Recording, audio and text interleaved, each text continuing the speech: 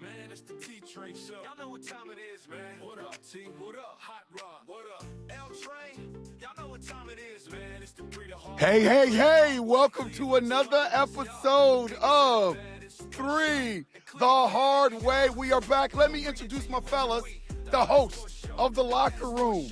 The influencer is what I like to call him, Mr. Hot Rod, Rodney Young. What's the deal, Hot Rod? What's up, my fellas, and what's going on? Three the Hard Way Nation. You know who this is. It's your friendly neighborhood coach, and as I always say, you may not like what I'm saying, but you will listen. And you better get up out of your chairs, stand up, at attention. Introducing the captain of Three the Hard Way, Mr. Terrence Austin T. What's the deal, man? What's going on, Three the Hard Way Nation, and what's happening to my homeboys back from the 216? What's going on? How y'all doing? Let's get this show going. Let's get this ship underway. Let's do it, fellas. Can we talk a little bit? Like, this is the best I've felt health-wise in a long time.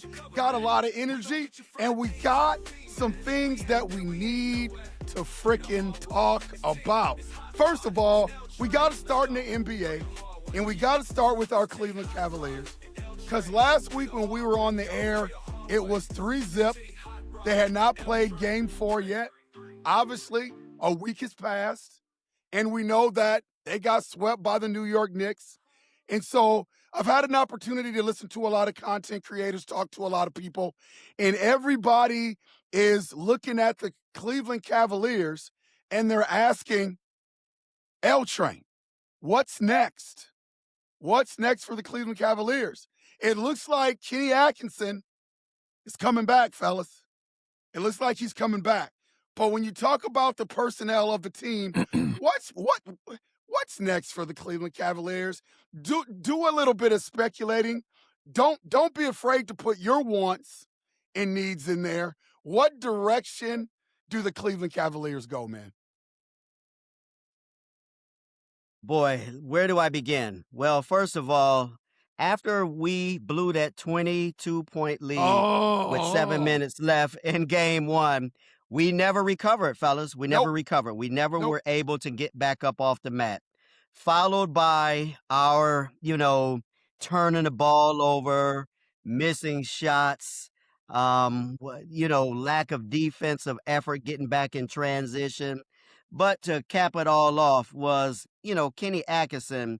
If I had to give him a letter grade on coaching in that last series, it would be a D+ at best. A D+, okay?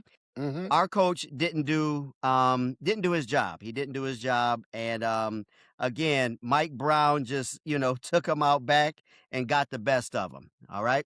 Now, fast forward to answer your question, where do we go from here? Yeah, it seems as though the coach is staying.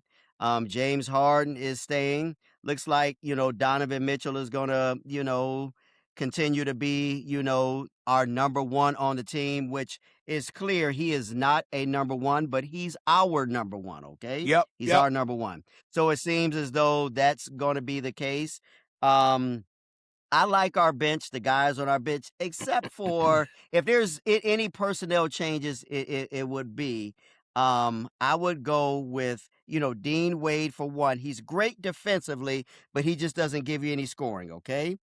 And on the other hand, Evan Mobley is just who he is. We wanted him to be that Kevin Garnett, but Hot Rod always say he ain't that guy, okay? He's not that one. So if any changes were to be made, I would start with those two. And I tell you what, who I would love to deal Evan Mobley for if we could, I don't know if it could happen, but there was some talk yesterday on the show, with Earl the Pearl, about, Jalen Brown from Boston. I would love to swap those two, but you would have to get other teams involved.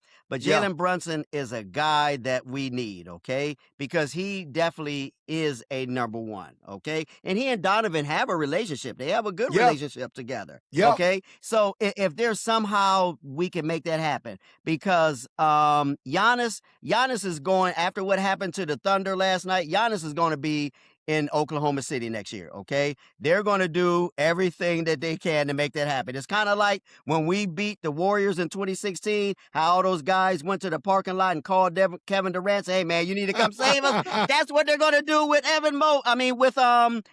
that's what OKC is going to do with Giannis. They are going to get Giannis. So Giannis is going to be on their team so we can wipe out Evan Mobley and Giannis. No, if we were to deal Evan Mobley, I'd love to have, Jalen Brown from Boston, okay? He's a big wing defender. He can handle the ball. He can score. He is that guy, and he wants to be the number one. So if any changes were to be made, that's the direction I'd like to go in. Yeah, we made it one step, further this year in the playoffs, but it still wasn't enough because, again, we totally underachieved. We know what hoisting the Larry O'Brien trophy looks like in Cleveland, and I wanted it, again this year, and we need to keep going in that direction. So to answer your question, if any changes, Dean Wade and, Evan Mobley for, Jalen Brown. That's my take there. That's me. Yeah. So of course, it was a disappointment because we wanted the Cavaliers to get to the finals. I really would have loved to see them play the Spurs because I think they matched up better with San Antonio than they did Oklahoma City, which sounds I agree with wild. that. I Yep, agree. But there are not going to be a lot of changes. I know Dan Gilbert came out and he said they're going to be major changes, but it's only so much that Kobe Altman can do with this squad as it is constructed. I know that Keon Ellis is a free agent. Dean Wade's contract is up. There's a couple ancillary moves that he can make because the Cavaliers need more shooting. They need more shooting. They need more, defense. So if it was up to me, I did hear the Jalen Brown thing, and that would be intriguing. The only reason I would not pull the trigger on that is because I would not want to put Evan Mobley with Jason Tatum. I would not. If I'm going to send Evan Mobley somewhere, it's going to be where he can't hurt me. You send him to Boston. Now you get him with Jason Tatum where he does not have to be Batman. He can be the Robin. And then, they got a good coaching staff there. I think the biggest thing with Evan Mobley is that, there's not the right person to push his buttons. And to be perfectly honest, I told you guys, and I've said it before, that he is at his ceiling. This is where Evan Mobley is. He's not going to be any better. He's not going to be any less. I did talk about Giannis going to Oklahoma City. I knew that that's going to happen. But when it comes to, we come to Kenny Atkinson. Kenny Atkinson was completely outcoached in every series. Let's say it what it is. Yeah. Can't argue that, Rod. I can't argue that. Yeah, he was outcoached in Toronto. He was outcoached in Detroit, and he was outcoached in New York. The reason that being that he got past Toronto and Detroit was because the players were better. Mm-hmm. But when he got to New York, they were just as good and had a little bit more intensity, and he was completely outcoached. Now, Dan Gilbert coming out, saying that Kenny's coming back, that's because Dan picked Kenny. So then that's fine. I trust Dan Gilbert. We'll roll with him again. What I don't want to see, and I'm hoping that he gets the job somewhere else, is Johnny Bryant. I'm hoping that Johnny Bryant goes somewhere else. Yeah, I'm hoping Johnny Bryant goes somewhere else. And, on the other side of the Jalen Brown thing, I don't think I want another Donovan Mitchell friend on this team because you see where it's gotten you. Now, is Jalen Brown a better player? Yeah. Do we need a wing? Yeah. Could we get away with Bryant and Jared Allen if we did trade Evan Mobley? Sure. Okay. And I think those things will be explored. However, the team the way it is constructed, other than a couple ancillary pieces, I think they're going to rerun it. Okay. And I know everybody's talking about LeBron. I get it. I'm not guaranteeing that he's coming back, although there was a report that came out from Knicks great Charles Oakley that said he's about 97% sure that he's going back to Cleveland. I heard the same thing. Yeah. So, if you can bring him back to Cleveland now, everybody, Brian Windhurst talked about it. LeBron's not going to come back on the mid-level. Okay. But I think Kobe can find some money for him. And at this stage in LeBron's career, I don't think it's about the money. I think he wants to go out as a champion. And if you bring LeBron, and we'll probably talk about this more down the line, but if you bring LeBron James back with this team that the way it is constructed, they automatically go to the top of the Eastern Conference again. Even with a 42-year-old, 43-year-old LeBron James, they go back to the top of the Eastern Conference. But the thing that I need Kobe Altman to address and Kenny Atkinson to address is the lack of defensive intensity that came from James Harden. Yep. Okay? And this team. It was the lack of defensive intensity, because the one thing that you do give J.B. Bickerstaff credit when he was coach of the Cavaliers, them dudes played defense. And they played defense first. And so now you see a drop-off. And when you add James Harden to the mix, who has never been a great defender, in his career, it's at a point where you got to get in his face and say, look, and that's why I need Kenny to step up and say, look, if you're not going to defend, you don't score 30 like you used to. You're 36 years old. You'd be 37 years old. So I need you to at least, as Kendrick Perkins says, move them puppies. You got to be able to move them. And I've seen so much Olay defense, and it's contagious, because Donovan Mitchell was a pretty good defender coming out of Louisville. When he played with Utah, when he got to Cleveland, he was a pretty good defender, and I'm watching him play a lot of Olay defense. And so it's like, no. And for those that don't really know basketball, if you're not playing your defender one-on-one, you're putting a lot of pressure on your bigs, which is Jared Allen and Evan Mobley. And Evan took a step back this year in terms of his defensive intensity. He took a step back. But I'm not sold on trading Evan Mobley right now, because, to be perfectly honest, if you look at the games in these series, he didn't play badly. He didn't. He played pretty good. He played pretty good.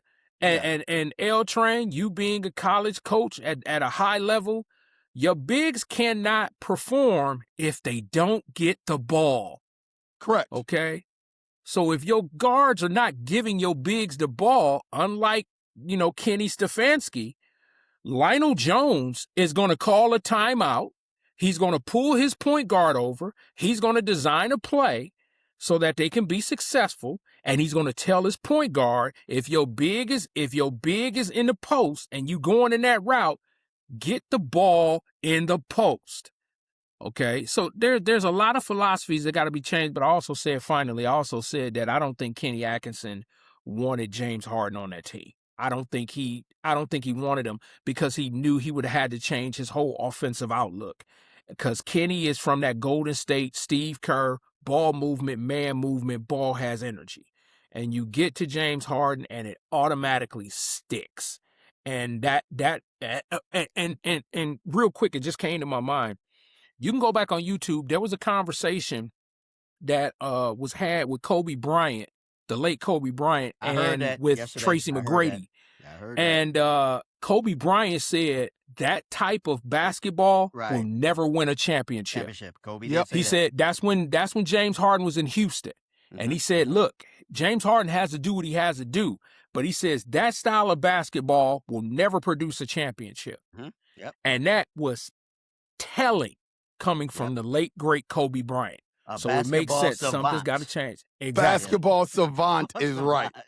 Yep. Yeah. So, yeah. Really quick question, fellas. Does Giannis Antetokounmpo, does he have a no trade clause? Like if they could put together something for Giannis, let's say they wanted to send him to OKC, and let's say they wanted to send him to, I'm just throwing a team out there, the Nets or somebody like that. Does he have the power to veto that?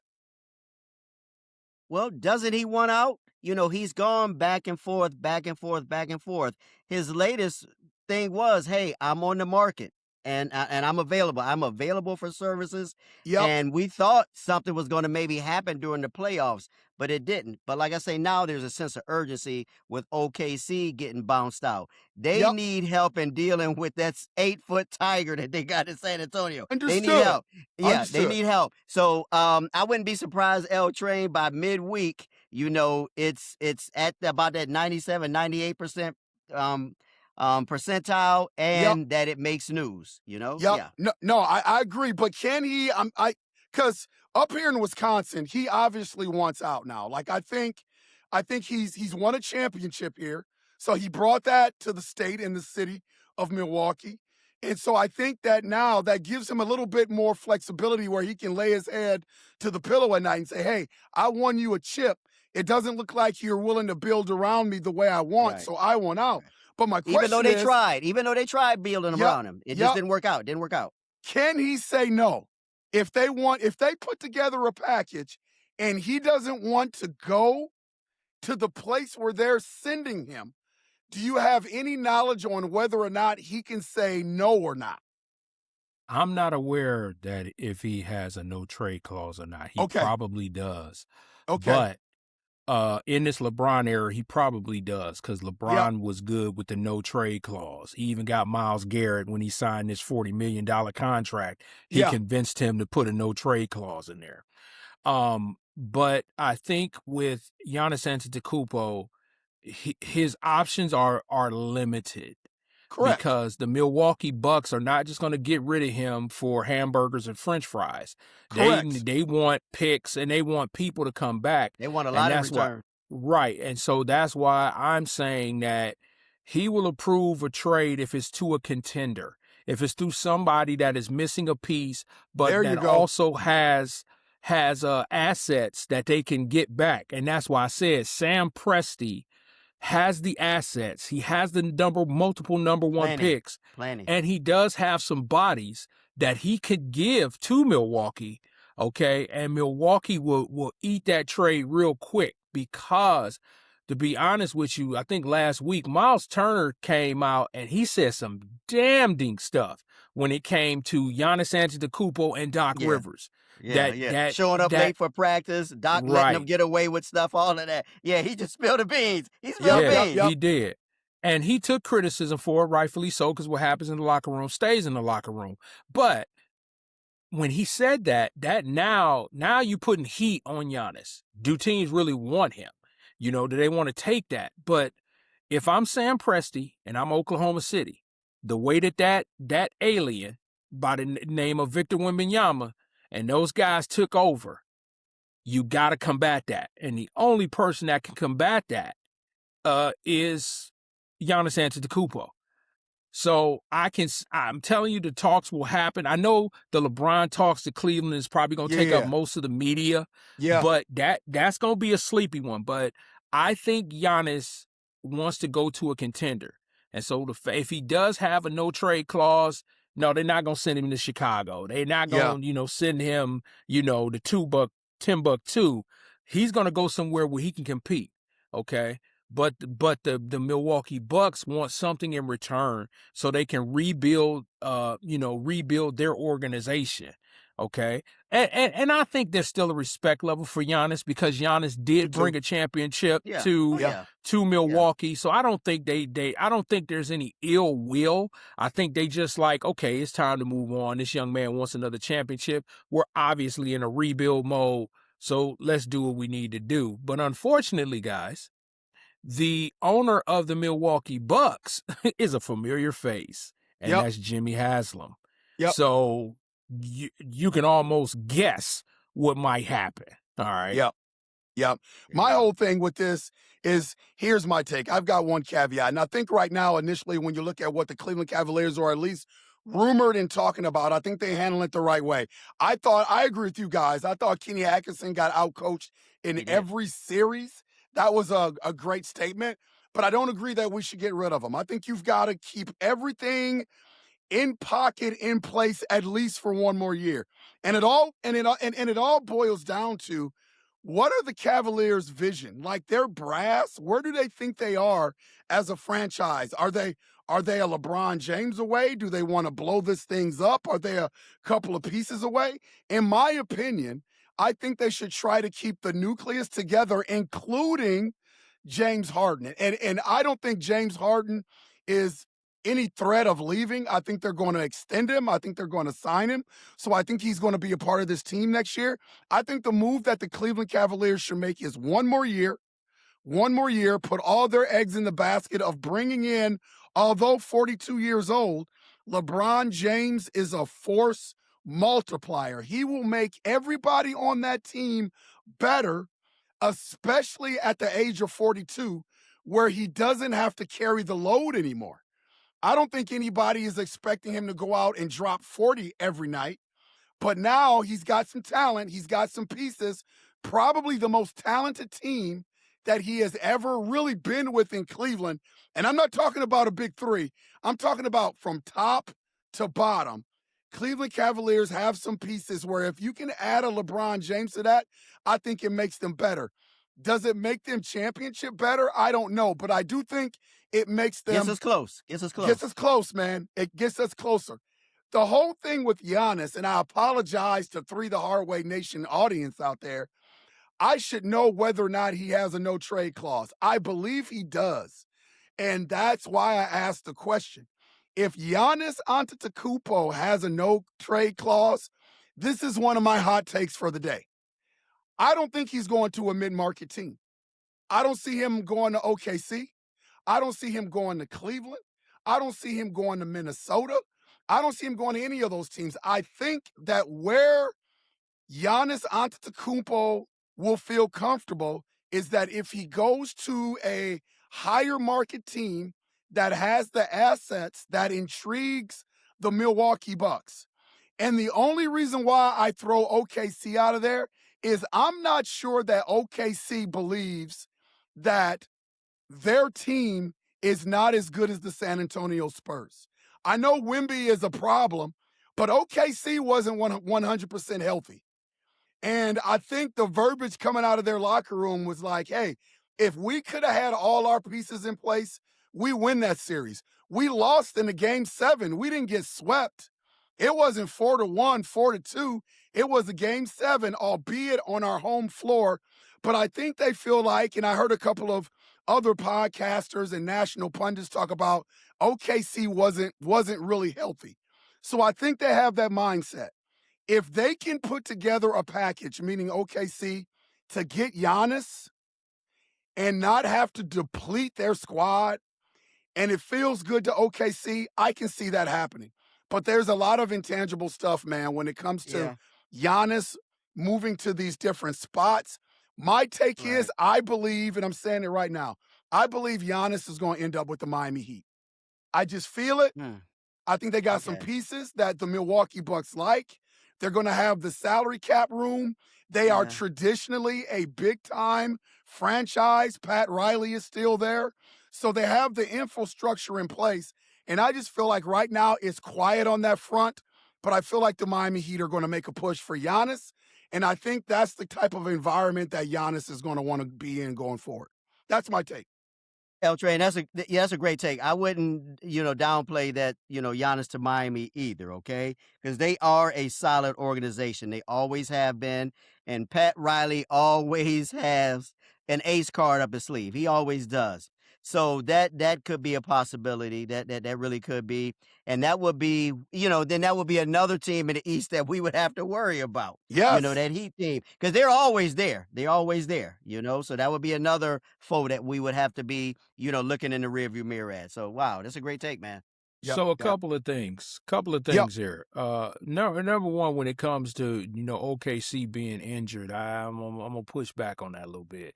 You had Jalen Williams. You had Jalen they were injured Williams. all year. They were injured all year. L-Train. So was all the other 31, 32 teams. That's true. When you get into the playoffs, everybody's gonna be, because I still believe Donovan Mitchell was hurt. I believe the Cavaliers just covered it up. I believe he was hurt again. Okay, we know James Harden had the finger issue. Of course, they'll use that as an excuse with all the turnovers. Okay, but Jalen Williams was the only one to me that was like not healthy when it came to OKC, I just looked at how San Antonio beat OKC. Yeah. And the way that they beat OKC listen, I understand they got a whole new coaching staff, things of that nature, but that San Antonio team is still a Greg Popovich led team. The way that they played basketball was how the San Antonio Spurs with Manu and Tony Parker and Tim Duncan, that's how they played. And that's why they were able to beat OKC. OKC reminds me of the Golden State Warriors when LeBron and them did win. And like you said, they went into the parking lot and they called KD because they want to be a dynasty. And Sam Presti is one of the smartest GMs in the NBA. The reason that I'm kind of giving pushback when it comes to the Miami Heat is because other than Bam Adebayo and Tyler Hero, who else do they really have that would be attractive to Giannis Antetokounmpo? Jaime Jaquez now, the kid from UCLA. Yeah, and Jaquez didn't play a whole lot in the playoffs. Yeah. He didn't really get off in the play. And then once again, if you're going to trade, are those pieces that Milwaukee going to ask for? No, they're not going to ask for Bam.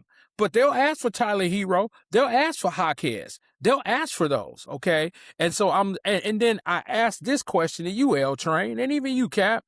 If Giannis goes to Miami, does that put Miami back on top? No, it doesn't put them back on. It doesn't put them back on top initially. But they're back in the fight. Fight. And see, the thing is, their flexibility, salary cap wise and apron wise, if they were to acquire a Giannis Antetokounmpo, I think Tyler Hero would be a part of that package. So initially, that first year, they would lose a lot, but they would have a lot more flexibility. I mean, who wouldn't want to come play with Giannis and Bam Adebayo in South Beach? Like, you are just going to get a lot of guys that'll start to gravitate there. And Miami with that flexibility and Pat Riley running the show there, I think it's a threat. And I agree with you, Hot Rod and Cap. I agree, both of you. I don't think OKC was any more injured than anybody else. I thought it was a great point. But what matters is what they think. What they think in that locker room. When the one thing I know about athletes is they have a hard time taking accountability when a Game 7 loss on their home floor happens. I don't think anybody is going to be in that locker room and say, Wemby just kicked our butts for 7 games. They are going to look at, are we completely healthy? Could we have won that game if we had everybody? I agree with you. I think the game would have played out the same way. But what does OKC think? And that's going to be the thing. Who wouldn't want to bring on Giannis? I think OKC would, but what is it going to cost? What is the team going to look like? That is going to be something that needs to be looked at going forth in the trade. Anybody would want Giannis. OKC would want Giannis. But what is it going to cost OKC? That is going to be the question. So it's going to be interesting to see how that turns out. And like us, they have a whole offseason to figure that out. Yeah. Like us. Yeah. Now, I'm going to throw this at y'all, because if you're saying Giannis to Miami, and Pat Riley has always done things differently, he's always hit for the fences. Yeah. Don't be surprised if he went after Giannis that he wouldn't go after Jalen Brown. True. Don't That's be shocked. That's a good point. Now, that's a good point. If you grab a Giannis Antetokounmpo and a Jalen Brown, Miami is back in it.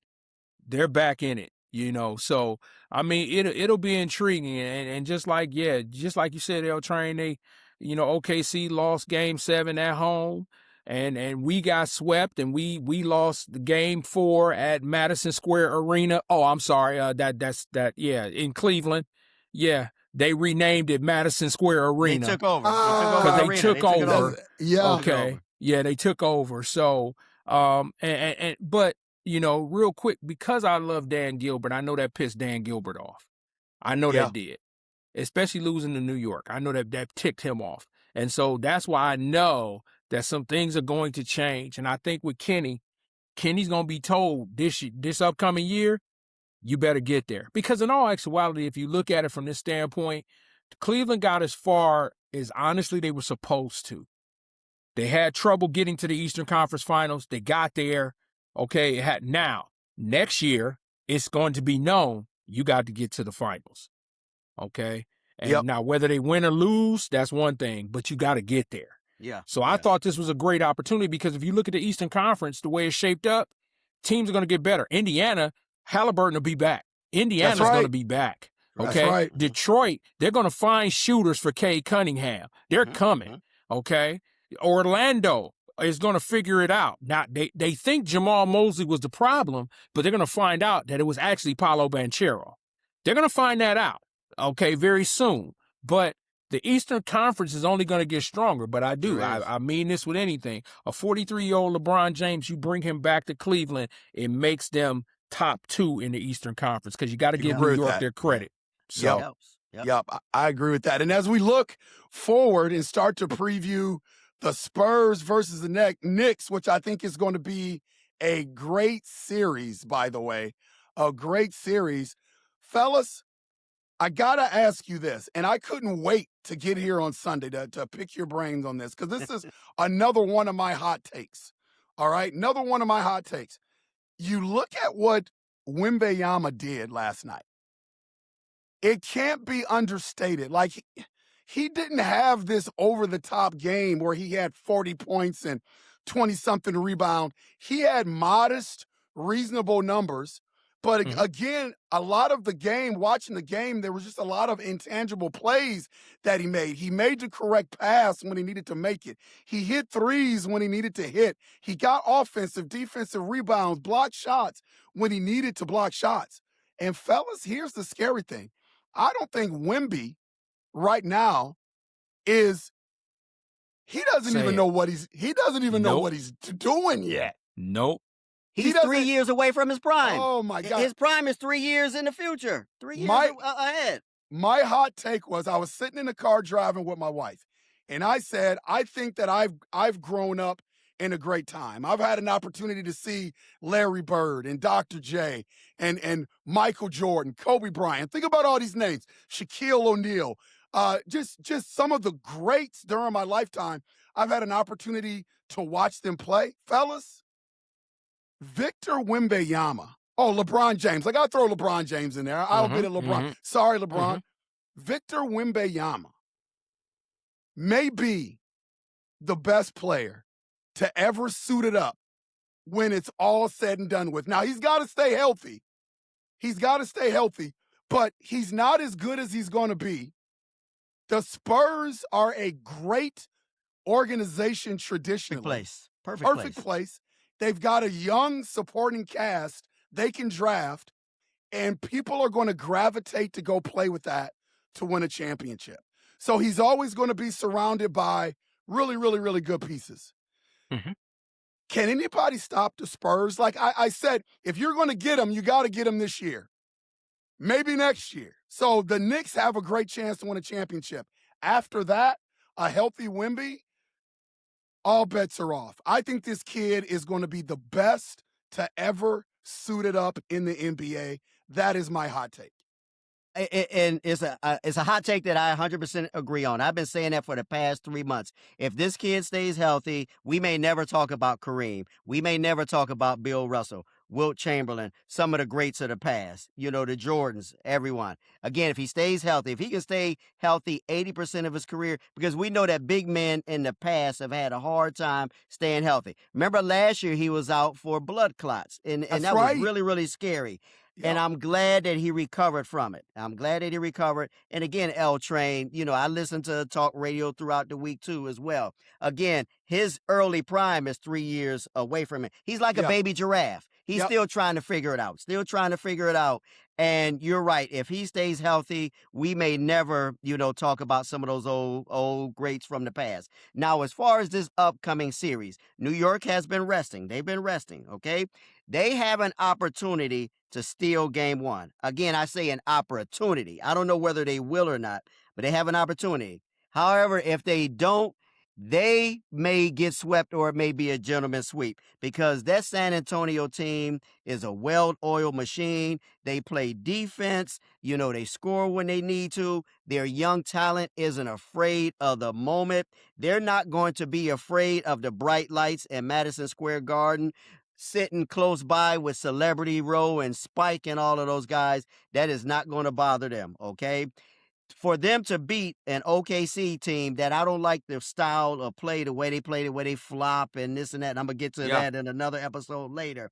But that says a lot because, again, I think most of us would have been okay had OKC won, and we would say, hey, that San Antonio Spurs team is coming next year. Heck, they've already arrived. They're here. They're already at the train station. They're already there. So, again, like I say, with Victor, if he stays healthy, he may be the best that we've ever seen going forward. The best. Yeah, I mean, projection wise, I mean, he's a super freak. He's I ain't never seen nothing like it. I had somebody ask me who could you compare him to, and the closest person for me that I saw growing up was Ralph Sampson. Because Ralph Sampson had an ability to hit from the outside. He had an ability to post game. He could run. Dribble. Yeah, he can handle the rock. That's why he was playing the 4 when Hakeem Olajuwon was playing the 5. Yeah, and he was bigger. He was 7'4". But that's the only person that because it wasn't Porzingis and it's definitely not Chet Holmgren. He's a difference maker. But you look at the San Antonio Spurs and how they are constructed. Yes, Victor Wembanyama is that Tim Duncan. Yes, he's that David Robinson.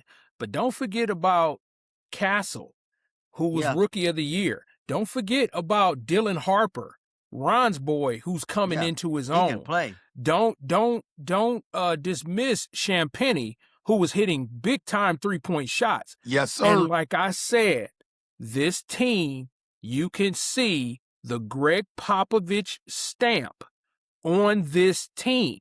You can see it. And when Wemby talked after they won yesterday, he said, I got to go talk to Pop. He said, I got to see what Pop thinks. This is still Greg Popovich's organization. And you can see it from top to bottom. Now, when it comes to the NBA Finals, yes, the Knicks match up pretty well in terms of being there. They have experience, with Jason Hart, those guys. I think that it's going to boil down to the point guard position. Okay. I think whoever takes off on that point guard position, because Brunson, to me, the only reason I'm critical of Brunson is because he doesn't defend. He's a great scorer. He's a great scorer, but he doesn't defend. And that's where when the Cavs played him, the Cavs didn't take advantage of that. Okay. Where they took Brunson and they isolated James Harden on Brunson. Why didn't you come back and take James Harden and isolate him? And so, but I'm just hoping that the Popovich mindset will settle in and they don't get caught up in the big lights of New York City. Okay. But in terms I don't think it'll be a gentleman's sweep. I think it'll go 6. I think it'll go 6. Because I think New York will will take game 1, but I think it will go 6 because remember, the Knicks lost to the Pacers the year before in the Eastern Conference Finals. They have the experience, okay? They have it in big games. And so, but I think the matchup that you're really going to have to look for is Wemby versus Big Cat. That's going to be the matchup because I don't think Karl Anthony Towns can guard him. I just don't. I think him and Mitchell Robinson are going to be in foul trouble because think about it, guys. Wemby very rarely goes to the post. He's more outside perimeter kind of guy. If Wemby makes a conscious effort just to post up, the New York Knicks have problems because Cat can't guard him. Mitchell Robinson can't guard him. You can't put Jason Hart or OG Anunoby on him.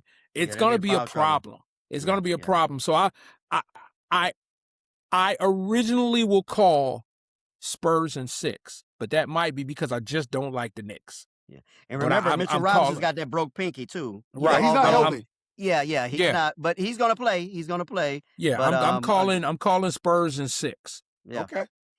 Yeah, you can't play Wemby with the broke pinky. So that is an issue. And being up here, Wisconsin, Minnesota, I know a little bit about Karl Anthony Towns. And I like Karl Anthony Towns as a player. Like, I really, really do. But the biggest thing about Karl Anthony Towns is I think he breaks down and he fatigues. And when he fatigues, that's Stupid when you fouls. see, yep, Stupid fouls. that's when you see the worst of Karl Anthony Towns. He is not great at staying on the floor. You talk about the fouls cap, that is absolutely 100% correct. So he's going to have to find a way to stay on the floor. If they lose Karl Anthony Towns for an extended amount of time in any one of those series games, it is over. It's a wrap. Karl Anthony Towns is going to have to be part of their scoring process. If I'm the New York Knicks, you can't lose him. Being that he is going to have to battle Wemby in the post, outside, Wemby can put the ball to the floor. He can step back and hit threes. That is going to be fatiguing to Karl Anthony Towns. And now Karl Anthony Towns, who is going to be relied on to score, to be a part of their big three, that's going to fatigue him as well. This is why I don't like the matchup for the New York Knicks. I think if I was the New York Knicks, I would like to have one more big that I could throw at Wemby to help me protect against an injured Mitchell Robinson and a Karl Anthony Towns who in playoffs usually fatigues for 1 or 2 games, and you just don't get him. So I think that's going to be the difference in the series. Hot Rod, I like your call on 6, but I think the Spurs, they may lose the first one. I could see that, just being tired from playing a 7-game series. But after that, I think the coaching is going to be better. I think the personnel is going to be better. The Spurs are deeper. I see the Spurs winning it in 5. That is my call right now. Yeah, that is my call right now. Okay. Can't wait for it. Be interesting to watch. We got to switch over to the NFL really quick, fellas. A lot of stuff coming out about, Cleveland Browns training camp, Shador, Deshaun Watson, what's going to happen there. Update us on what you've been hearing about what's coming out of the Cleveland Browns. All I've been hearing is that it looks like Watson, is 100% healthy. That shoulder is right. He's throwing that deep ball. Again, with his experience, he kind of knows the playbook, the whole 9 yards. And from what they're saying, he has the edge on Shador. Okay. I'm okay with that. Because again, like I say, I want the best quarterback under center. All right. Also, to Shador's credit, what they're saying is that he's putting in work. He is putting in work, which does not surprise me, okay? Say he's there at old dark 30, and he's there when the sun goes down. I love hearing that. And he's not alone. They say all those rookies are dialed in, okay? They're all in there. They're all, giving it their 100%, okay? So I'm liking, what I'm hearing coming out of the camp. Again, is for all those Cleveland fans who dislike Deshaun Watson, let him start winning. All of that'll go by the wayside. That's right. So, all that'll go by the wayside. So all I'm just praying is that we stay healthy, we don't suffer any injuries, and that team just keeps on grinding, okay? But I'm liking what I'm hearing, coming out. And now that summer is, we're at the beginning of summer, pretty soon, we'll be at the end of summer where preseason starts, and that makes it even better. So I'm looking forward to it. And I'm sure Hot Rod will address all this Myles Garrett mess. I wish Myles was around, but we know Myles is just about Myles. And we do know that once, it's time for the whistle to blow and for him to take the field, he's going to do what he needs to do. So media, shut up, leave him alone. He's not that guy that's going to come in and meet the new head coach. He's not that guy that's going to come in and be a role model to the rookies or to the team. He's not that guy that's going to be a part of a culture change. All he's going to do is sack quarterback. So we just got to deal with it. Yes, I would love for him to be there. I would love for him to be there, but he ain't built like that. He never has been. So go on to something else. That's my take. Yeah, I've heard the same things that Cap has addressed. I heard that Deshaun is in the lead, and of course Shador is working really hard. I heard that Denzel Boston, and Casey Concepcion has stood out big time in camp. There has been criticism that is coming that Jerry Jeudy is still dropping balls, even in OTAs. They're wondering, is there a problem? with Jerry Jeudy because and we talked about this pre-show, me and L Train did real quick, is, I'm not a conspiracy theorist guy, but all the film that I've seen of every pass that Shador has thrown Jerry Jeudy seems to fly off his hands at some point in time. But I also know why that happens. And if you really watch film on Jerry Jeudy is not a hands catcher. Jerry Jeudy is a body catcher. He lets the ball get into his body. And of course, every good coach that has taught football, that has coached football, when it comes to receivers, teach receivers, you cannot let that ball get into your body. You've got to be able to use your hands. And so, but that Jerry Jeudy, that's Jerry Jeudy. I heard Isaiah Bond is doing real well. Isaiah Bond is having a full training camp. He's doing well. Quinshon Judkins, they're loving his progress, that he's back early and that he's looking good. Sampson Spencer, too. They say he's looking good too. yeah, Sampson too. yeah, Spencer Fano. They have him on the second unit because they're walking him in slowly. They're not going to throw him in the first team real quick. So Todd Monken is doing a fabulous job in terms of controlling everything that is going on in Berea, even his commentary when he talks to the media. He's giving them a little bit, but he's not giving them everything. Todd Monken is going to make this decision. Okay, I will say this. I've said this before and I'll say this again. Yes, I want the best quarterback in, but I want the logical choice. And for me, if you roll with Deshaun Watson, that means that you're going to pay Deshaun Watson after the season. And I don't think the Browns are going to do that. So if they're not going to do that, don't waste your time with Deshaun Watson. If Shador Sanders is your go-to, and then you look at everything that Press Junkins that has gone out, everything that's gone out, that is Shador. Now, if Shador tinkles it down his leg, you have a quality insurance policy.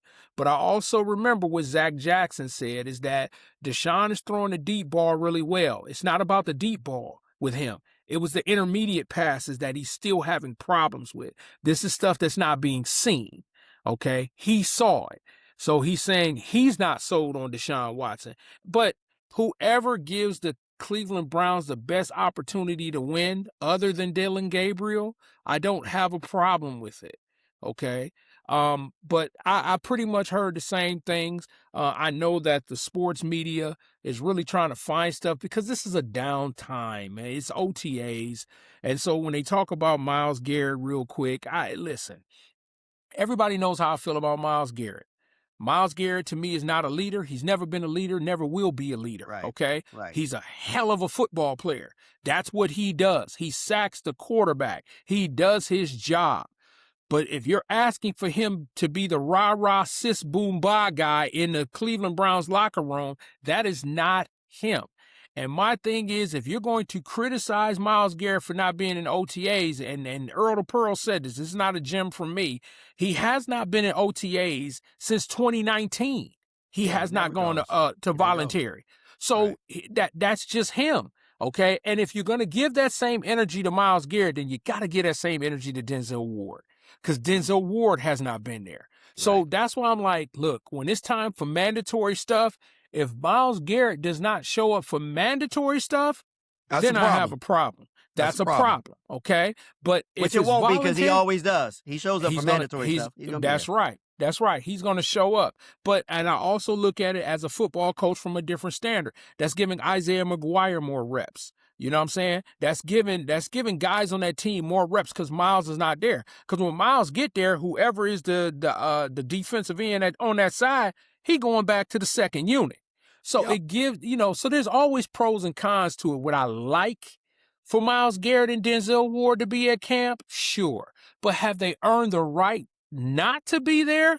Yes. They're both perennial Pro Bowlers. Okay. And Myles Garrett is probably right now the best football player in the NFL, bar none. So, yeah. Yeah. The one thing, I loved your take on Deshaun Watson. If you roll with him, what happens the following year? If you roll with Deshaun and he tears it up, I know that there's this verbiage out there that maybe they're trying to put together a lot of film from him to be able to trade. But if he comes out there, man, and he is, even 75% of what Deshaun Watson used to be, I'll take it. He is going to be a hell of a player, and that puts the Browns in a pickle. It is the same pickle that the Minnesota Vikings are in with Kyler Murray. If they roll with him, what do they do a year? This is what fans don't understand. The Cleveland Browns, if Deshaun Watson comes in and he starts and he has a really, really good year, they can't let him go. They can't. They can't. You're talking about this position has been a challenge for the Cleveland Browns for years. For years. They can't let him go if he has a good season. They are going to put themselves in a pickle. This is why I am with you. And I love the way, Hot Rod, you put it. You want the best quarterback under center, but you want the logical decision. And I don't think that Deshaun Watson is the logical decision. That's a great caveat to throw on top of that. I don't think he's the logical decision. The one thing that I like that's coming out of Cleveland Browns training camp is I was watching the Ultimate Cleveland Sports Show. Shout out to the Ultimate Cleveland Sports Show. I can't remember the name of the gentleman that was on there, but he spent some time at OTAs. And so I think the question was, what have you been seeing out there from OTAs? And he was like, fellas, it's a little bit different. Like, I've been at a lot of OTAs, but this is a little bit different. And he was like, well, how different is it? He says, well, Todd Monken is way more verbal than Kevin Stefanski. He was like, there were times I went out there to watch practice Cleveland Browns, and Kevin Stefanski really didn't say a word. It was like all of his assistant coaches. That is a great change. He said structurally, everything that they are installing is broken down. Like every position, every nooks and cranny that's coming out of the Cleveland Browns, it is broken down. That is great teaching. And when a guy messes up, they are held accountable. They're talking about Todd Monken is throwing out MFers and all this type of stuff out there. He's he's building that culture. And for me, I know everybody talks about the quarterback battle, and there's a lot of other things that they can talk about with the Cleveland Browns. Just coaching-wise, it's what I wanted for this team. And whether, it's all going to boil down to wins and losses when it comes to Todd Monken. But just short, small sample size, I like the way he handles the media. I like what I hear is coming out of practice. I like what he's doing in terms of this quarterback battle. I like that he's breaking things down. It is refreshing to hear some of this stuff coming out of Cleveland Browns training camp. Yeah, I heard that same segment, L Train. They were even talking about how they practice, getting on and off the field in a timely manner. Okay? There you go. And when that doesn't happen, the coach reams into them. So you're right. It sounds like there's some teaching taking place. Okay. Yep. It really does. And like I say, I have to trust Todd Monken. Okay. Now I know he was there a few years previously in a different capacity, but now as the head coach, he's got to get this thing right because he may never get another shot at a head coaching job. And again, like I say, being in Baltimore the past 3 or 4 years, just for the quarterback play, I think he knows what good quarterback play looks like. Although he and Lamar often butted heads, but that still is a very successful franchise, right up the road for me on Interstate 95, okay? So again, I trust Todd Monken going forward, and I heard the same segment, from a guy who's out there on the field up close watching what's happening. And again, it sounds like there's a lot of teaching that's going on. And that's kind of one of the reasons why I wish a guy like Miles was there. I really do. But again, Miles is going to do Miles, and what has worked for him in the past I'm sure will continue to work, besides the fact that the Browns haven't been winning. But I hope that changes this year. I hope it does. And I think and great takes, what I think is Todd Monken realizes because he was there before what the organization lacked. And what the organization lacked was stability and culture. And so what did he do with his first press conference? He established that there was going to be culture in Berea. He established that. And you probably lost shot. Oh, there you go. By him doing that, and now, I'm sorry about that. So he established culture. Okay, he established culture from his first press conference. And so from that point forward, he has done it in phases. How does he deal with the media? He realizes the Cleveland media. He's been there before. So he Yes. understands the Cleveland media. Okay, now he knows when he walked in that he was dealing with a quarterback issue, but he's handled that masterfully because he hasn't dogged Deshaun Watson. He has not dogged Dylan Gabriel. He has not dogged Green. He has not dogged Shador. He said each one of these guys, but he's been realistic. He said this is a 2-quarterback race. He said that. Okay, so my thing is when everybody comes out and talking, well, this guy's in the lead or this guy's in the lead, the person I'm listening to is Todd Monken. If Monken doesn't say they're in the lead, then we still got a battle going on. But Todd Monken has, and I think at the end of the day, what he's done is he's created job security for him. He's created job security because if he brings a culture in there, if he holds guys accountable and they win football games, what you gonna do with him? Yep. What you gonna do with him? You got to keep it because he's gonna win games. So I think he saw from the outside in, looking at from Baltimore, and then being in Cleveland. I think under Coach Jackson, I think he saw this is what they're lacking. They're lacking leadership. They're lacking accountability. Yeah. And they're lacking discipline. And that's what he has put in there. And I love it. And I love it. I love everything that's coming out of Cleveland Browns training camp right now. I can't wait until the official training camp starts so they can put some pads on a little bit, run around. We can see some other things. But, looking at that quarterback situation, there's been another quarterback situation that has been all over the news this past week when you're talking about Kyler Murray and J.J. McCarthy. I've spoken on it on my podcast. I just kind of want to get you guys your take on some of the things that you heard from Kyler, some of the things that you heard from JJ. I think JJ is getting a lot of heat up here. Some people think it's deservedly so. Some people think it's not a big deal. I'm interested to see, you guys are fresh eyes looking in at the Minnesota Vikings stuff. What are your thoughts? Yeah, JJ, feels some kind of way. I sent you that piece from the Odd Couple that I had listened to. Yes. Yeah, JJ feels some kind of way. If I were JJ, if I was in JJ's ear, if I was in his camp, I would just say, hey, man, go out there and play.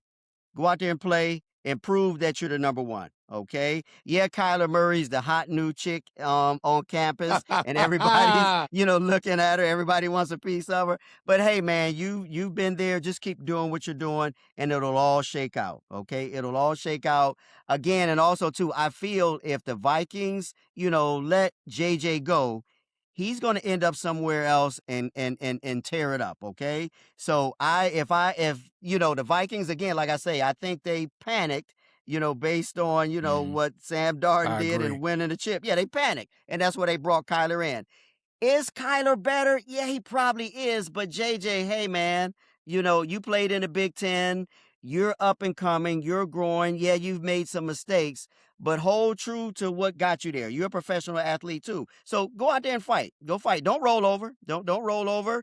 Don't say anything. Just play ball, and the rest will take care of itself. But yeah, it's going to be interesting going forward. But JJ, he feels some kind of way. He does. He feels some kind of way.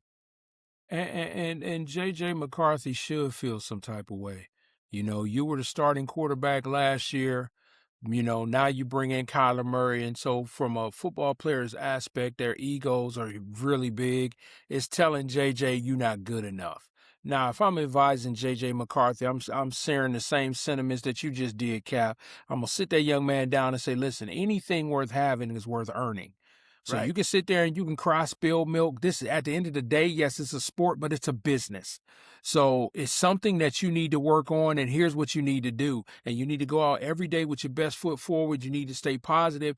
You need to win your locker room, which is just stay positive. Because, it's an adage that my mother used to tell me when it comes to life is you will be where you've always been if you do what you have always done. And so when it comes to Kyler Murray has a new situation, but will Kyler Murray change? Steve Smith came out, the soon-to-be Hall of Fame wide receiver, and he let it be known that, I'm not going to put all my eggs in the Kyler Murray basket because there's maturity issues. Right. Okay? No, he wasn't sold on J.J. McCarthy, but my thing is I think J.J. McCarthy just needs time. Now if with going and getting Kyler Murray, the Minnesota Vikings are saying we're trying to win now. Right. Okay. Mhm. And it's like sometimes the grass ain't always greener, people. Right. Right. Now Kyler Murray could come out and throw for 3,600 yards and 25 touchdowns and blah blah blah. He can do all Which that. he just might do. He just might do. And I'm gonna ask the same question as I did when it came to Deshaun Watson. Will you sign him to a long-term deal? That's the deal. Are you willing Yep. to do that? Yeah. And that's my take. Yeah. Yep. This situation up here, man, and I think, the one thing that I try to give the Minnesota Viking fans is this. Like, our goal shouldn't be right. Like, right now, there's a civil war going on up here. There's the pro Kyler Murray guys, and then there's the pro J.J. McCarthy guys. And honestly, I don't need to be right. I just want to see the Minnesota Vikings win some games, whether it's Kyler Murray under center or whether it's J.J. McCarthy under center. I just hate that when these national pundits start taking a deep dive into the Minnesota Vikings, they know nothing. Like, I heard Brady Quinn talk about, Kyler Murray is going to succeed because Kevin O'Connell is one of the best play callers in the league. Well, anybody that knows KOC knows that he struggles with situational play calling. Like, he hasn't had a top 5 he's supposed to be an offensive guru. He has not had a top 5 offense since he's been the head coach of the Minnesota Vikings. And you're talking about he's had multiple really, really good running backs. He's had Justin Jefferson. He's had Jordan Addison. He's had TJ Hawkinson. And he hasn't really been able to get them over the hump. I have never seen a quarterback in J.J. McCarthy that has taken so much venom from a head coach since he entered. I mean, he's supposed to be the quarterback whisperer. This kid got killed for being at the birth of his son up here. I'm just keeping it real. He had to miss a day of practice, all right? The comments that he made just the other day gives you an insight on how intense and how venomous things is. Like, I don't even think he did a whole lot of things wrong. Maybe he could have stated things a different way. But, man, people are all over him right away. And my pushback to all the pro Kyler Murray guys out there is I know it's going to look better because he can run around. He's a little bit more accurate right now. He's a little bit more seasoned than J.J. McCarthy. So it's going to look better. It's going to look good. But what you going to do a year from now? You're going to sign him for 60, 65 mil? Are you going to put all your eggs in that basket? And keep in mind, Kyler Murray, as seasoned as he is a failed experiment in Arizona after 7 years. You can say the same thing about J.J. McCarthy, that maybe he's a failed experiment, but only after 1 year of playing and 10 games. So I think I agree with you, Cap and Hot Rod. He just needs a little more time. Unfortunately, he's not with the head coach, and he's not with an organization that is patient enough to give him more time up here. And I think he's going to be a good quarterback. I just don't think it's going to be with the Minnesota Vikings. That's my take on the whole J.J. McCarthy, Kyler Murray thing. I agree with that, but I'm also going to say to you, that's what you get for listening to Brady Quinn. And I'll just leave it at that. Mighty Quinn. Man. A shot at 2 cups and a cup of Joe or whatever the name of the show is. The Mighty Quinn. The Mighty Quinn. All right, man. Hey, great takes. Again, we got some people out there that are missing. And who else to talk to try to figure out who we need not boot camp, APB, Yeah, boot camp. There's a lot of boot people camp. that need some revitalization, whatever you want to call it. So we're going to go to the captain and his boot camp. My fault, Cap. We go with the boot camp. What do you got for boot camp? APB's next week. I got boot camp this week. There I got you a couple guys for boot camp. Let me start with SGA, Shea Gildress Ooh. Alexander, okay? Now, you're in the playoffs, okay? You're in the playoffs. Well, you were in the playoffs, it's over with now. But Dylan Brooks, who they call Villain Brooks, came out with this little video, where he's, joking SGA, calling him the unethical hooper, okay? And he's got a little song to it, and it is kind of funny, okay? It's kind of funny. So he's taking a shot at it. SGA, who's in the playoffs, okay, sends his team at, Dylan Brooks, telling him to, cut this video out, cease and desist or whatever the terminology is, and to, do away with it. No more, cut it out. Dylan Brooks people said, the heck with you. We're going to keep on running. We're going to keep rolling it. SGA, you look soft, man, doing that, okay? You're in the playoffs. He's at home. So what he's doing if he's making fun of you? You should have came in the next day with a T-shirt on. Yeah, I embrace this. Yeah, I'm the unethical hooper, okay? You can call me whatever you want to. I'm playing and you're in Cancun, and I'll join you after I win the chip in Cancun, but we know he's not. But shame on SGA, okay? You look like a little chump, man, by doing that, okay? By sicking your people on Dylan Brooks. Dylan Brooks said, no way we ain't stopping it, okay? So report to boot camp, SGA. Drop and give him 20. Give me 20, yeah. That's right. Drop and give me 20. Give us 20, okay? And then one other guy, Jackson Dart, okay, the quarterback for the Giants, okay? Now, he chose to be at this rally and to introduce the person that occupies 1600 Pennsylvania Avenue. I'm not going to call his name, but okay, but he was there. And, Abdul Carter, one of his teammates, took offense to it and came at him, okay, and just said, hey, man, you may want to read the room. The NFL is 70% black, and then look at our locker room. Now, granted, if you want to introduce that guy, that's fine, but it's going to come with some heat. It's going to come with some heat, just like I'm going to give you the heat. So what does Jackson Dart do? He kind of walks it back.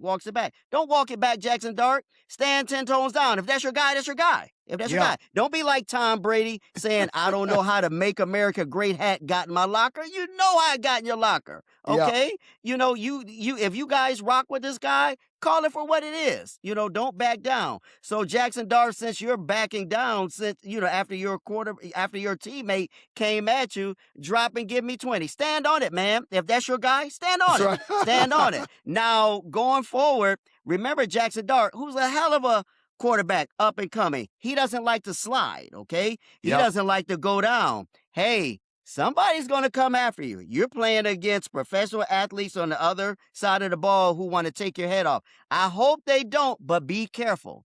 And hopefully you didn't piss off any of your teammates where they say, hey, man, I'm not blocking for you. So be careful, Jackson Dart, going forward. You have a right to rock with this guy, but don't walk it back. Yeah, don't walk it back. So drop and give me 20 for, tucking your tail in and ducking when the heat came on you. So Jackson Dart and SGA, both of y'all, report to T's boot camp. No one can escape. Hey, if you out there tripping, no one can escape Cap's boot camp. So be looking over your shoulder. If you're slipping, man, Cap is going to call you out. This has been Cap's boot camp. Great takes, Cap. Boot camp. Great take. That's going to transition us into start one, bench one, cut one, erase one. Hot Rod's done his. I've done mine. It's Cap's turn. Right. Cap's on the mic again. Okay, I got one for you basketball heads, the two of y'all, both of y'all. When you think about in the history, going back, some of the best 6 men in the NBA, okay? That 6 man coming off the bench that makes a difference, okay? So that's going to be the category this week. Wifey gave me the idea. She thinks that she knows basketball, so she said, ask that. Who's the best 6 man coming off? So I'm going to start with, Kevin McHale. Somebody that you may have met back in your coming up, L Train. I know Kevin McHale really well. Okay. Yeah. There you go. Kevin McHale. He was a heck of a player, okay? He was a 6 man. Next guy, Manu Ginobili with that San Antonio Spurs organization. Manu Ginobili. Okay. I got another great Celtic from back in the day. I remember when I was a small little kid, John Havlicek. 6 man coming off the bench, okay? And last but not least, Lou Williams. Lou Williams was that guy coming off the bench too. Okay, so that's this week. Start one, bench one, cut one, erase one. Again, the start one would be who was the best, and then the erase it would be who the guy that you would take off. So that's my start one, bench one, cut one, erase one. This is hard, Cap. Yep. 6-man This is off the hard. bench. And I will say what makes it hard is that I think if you chose to start any one of these guys, you wouldn't be wrong. Right. You wouldn't be Right. wrong. That's it. All right, I'll go first. Okay. So I'm going to start Kevin McHale, Uh-huh. the man that Charles Barkley said is the best power forward ever. Yeah. Okay. He was something. I'm going to bench John Havlicek. He could have started on any other team. I'm going to start one, bench one. I'm going to cut Manu Ginobili. That's hard. Mm-hmm. And I'm going to erase Lou Williams. Okay. I am going to start Kevin McHale. I'm in lockstep with Hot Rod. First time I met Kevin McHale, I was at the Minnesota Timberwolves practice. He comes in, walks over to me. I'm sitting on the bench. He walks over to me. He says, "Who are you?" I said, "I'm here with Flip. I'm here." That's the first day I met. First day I met Flip's Kevin McHale. Secondly, I am going to bench John Havlicek. I'm right there with you, Hot Rod. I think, I have to put him there. Number 3, I'm going with Manu Ginobili. So I'm going to cut Manu Ginobili, and I'm going to erase Lou Williams out of the 4. He's good. I just don't think he's in that category with the other 3. Category. No. Wow. Gotcha. No. Gotcha. So gotcha. Exactly the same picks of Hot Rod. There you go. Okay, well, let me close it out since it was my category. I'm going to start the great Kevin McHale. I'm going to start him. I'm going to bench Manu Ginobili. Going to bench him. Just for the role he played on those Spurs teams. I tell you, he was magnificent. I'm going to cut John Havlicek. I'm going to cut John Havlicek. And I'm going to erase Lou Williams because, like you all said, I don't think he belongs in that category. So that's mine. Yeah, we weren't too far off. Nah. He just switched too, but no, we were pretty much in lockstep. But I do want to send a honorable shout out to Vinny Johnson. Vinny Johnson, the microwave. Oh, the microwave. The microwave, right? Yeah, the microwave, yeah. Now, if you'd have put Vinny Johnson in there, I probably, without Lou Williams, then that was super tough. Because Vinny Johnson was tough. The microwave. Yeah. The microwave. Good one, T. That was good though, Cap. Yep. Good one. All right, time for our parting shots, fellas. What do you got? I'll go ahead and start first. Again, getting back to this Myles, Garrett thing. Again, we got a new coach in town. We got some new coordinators in that defensive room. Myles has been, in and out of Cleveland, following his Cavaliers that he's part owner with, watching the games. And we don't know if he, slipped in and maybe shook Todd Monken's hand and, met the staff. We don't know that, but it hasn't been reported. And again, I wish that, were the case. I wish that had happened because, again, like I say, Cleveland needs a culture change, a culture shift.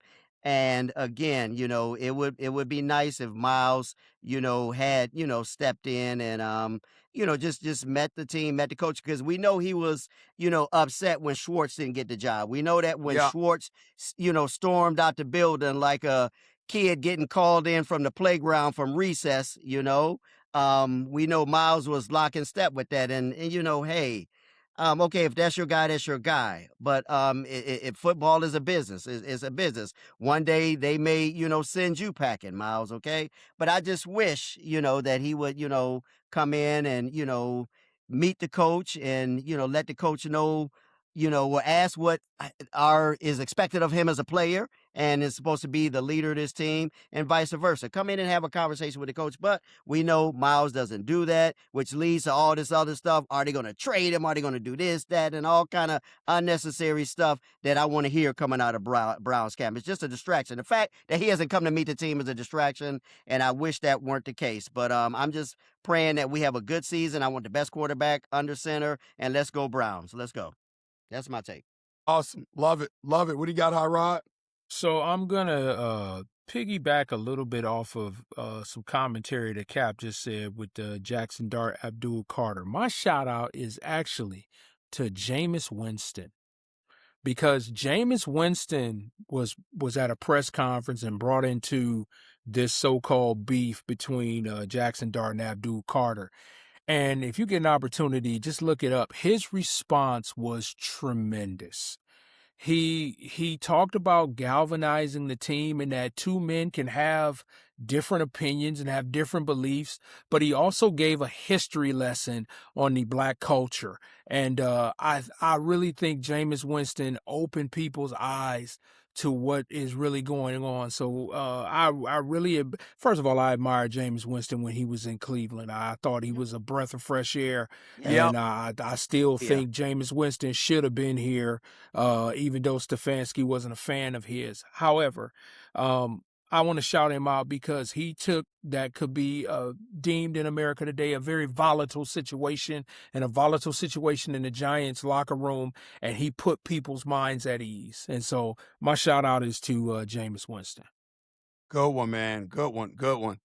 My parting shot is this, fellas. One of the, I love coaching. I love coaching.